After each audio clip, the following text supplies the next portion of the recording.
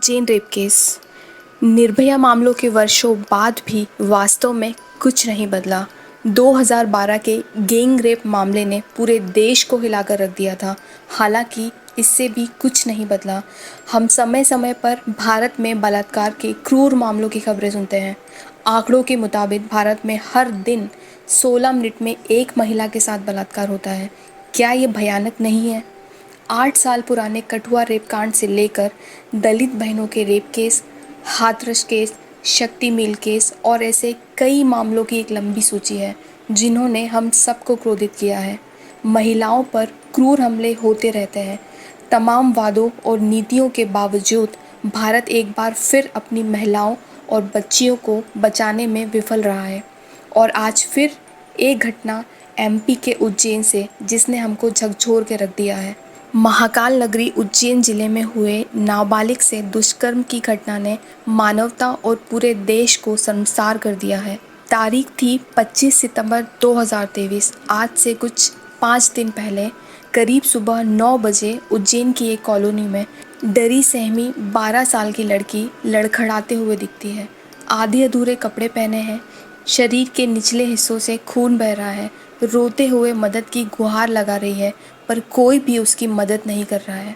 वह चलते जा रही है, लोग देख रहे हैं, पर उसकी हालत पर किसी को तरस नहीं आता है।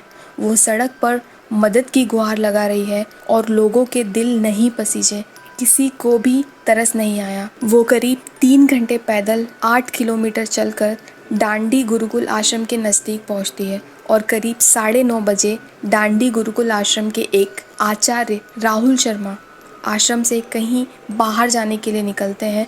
तभी उन्होंने 12 वर्षीय उस मासूम को लड़खड़ाते हुए एक दर्दनाक हालत में देखा। वो उस बच्ची की मदद करते हैं और पुलिस को सूचना दी जाती है। पुलिस की जांच से पता चलता है कि 12 वर्षीय नाबालिग लड़की सतना के जेतवारा गांव की रहने वाली है और 24 सितंबर को अपनी स्कूल ड्रेस में घर से लापता हुई थी। दरअसल 24 सितंबर को स्कूल में परीक्षा देने के लिए सतना जिले में स्थित अपने घर से निकलती है। रोज़ाना करीब 4 साढ़े 4 बजे वो घर आ जाया करती थी, पर उस दिन वो घर नहीं पहुंचती। काफ़ी देर हो जाती है। अब घर वालों को चिंता होती है और वो आसपास के लोग और करीबियों से पूछते हैं, पर कुछ पता नहीं चलता। और जब वो घर नहीं पहुंचती तो अगले दिन घर वाले पुलिस स्टेशन में उसकी एक मिसिंग रिपोर्ट दर्ज करते हैं। बच्ची अपने दादा और बड़े भाई के साथ जेतवारा गांव में रहती है। उसकी माँ बचपन में ही उसे छोड़कर चली गई थी और पिता की मानसिक स्थिति भी ठीक नहीं है। वह 8वीं कक्षा की छात्र है। 24 सितंबर को वो स्कॉलरशिप की परीक्षा देने के लिए स्कूल गई थी।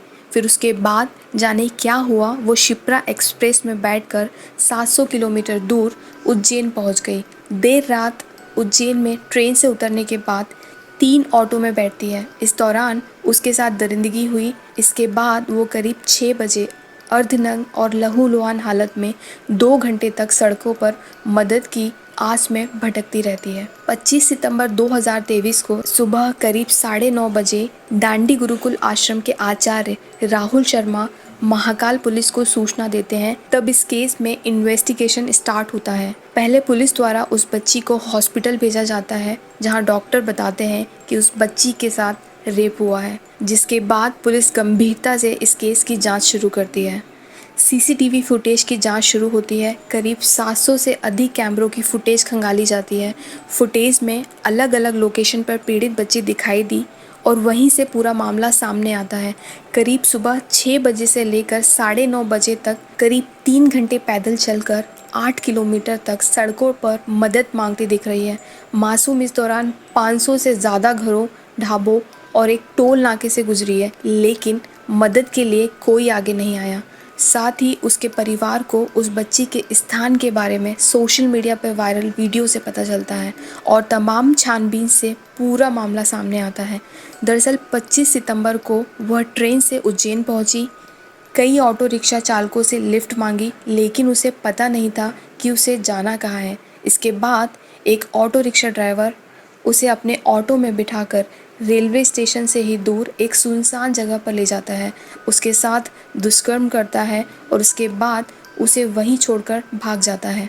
बाद में एक अन्य ऑटो चालक ने उस मासूम को एक आवासीय कॉलोनी के पास छोड़ दिया, जहां वो 2.5 घंटे तक घर घर जाकर मदद मांगती रही, पर किसी ने उसकी मदद नहीं की। इस मामले में पुलिस ने 2 आरोपियों को गिरफ्तार कर लिया है, जिसमें मुख्य आरोपी भरत सोनी है और सबूत दबाने के मामले में दूसरा आरोपी ऑटो ड्राइवर राकेश मालवीय है। मुख्य आरोपी भरत सोनी उम्र 24 साल उज्जैन के नानाखेड़ा क्षेत्र का रहने वाला है। इस पर पहले भी मारपीट और लापरवाही से वाहन चलाने के 2 केस दर्ज हैं। पुलिस सूत्रों की माने तो आरोपी ने जीवन खेड़ी में बच्ची के साथ रेप किया और उसे वहीं छोड़कर भाग गया। इस दौरान राकेश नाम का एक शख्स अपना ऑटो लेकर पहुंच गया। लड़की के लिफ्ट मांगने पर उसे ऑटो में बिठाकर और कुछ दूर ले जाकर लड़की को हाटकेश्वर कॉलोनी के बाहर छोड़ दिया। वहीं से लड़की तिरुपति ड्रीम्स होते हुए डांडी आश्रम तक पहुंच गई और इसके बाद ही पुलिस को इस घटना की जानकारी डांडी गुरुकुल आश्रम के आचार्य राहुल शर्मा से मिलती है। इस पूरे मामले में आचार्य राहुल शर्मा का काम बहुत ही सराहनीय रहा है, जिन्होंने इस मासूम की मदद की और पुलिस को सूचना दी। दुष्कर्म की इस वारदात ने हम सभी को झकझोर कर रख दिया है और उस बच्ची के दिल पे क्या बीत रही है, इसका अंदाज़ा हम नहीं लगा सकते। इस मामले में कोर्ट का क्या फैसला आता है, हम सभी को इंतज़ार रहेगा।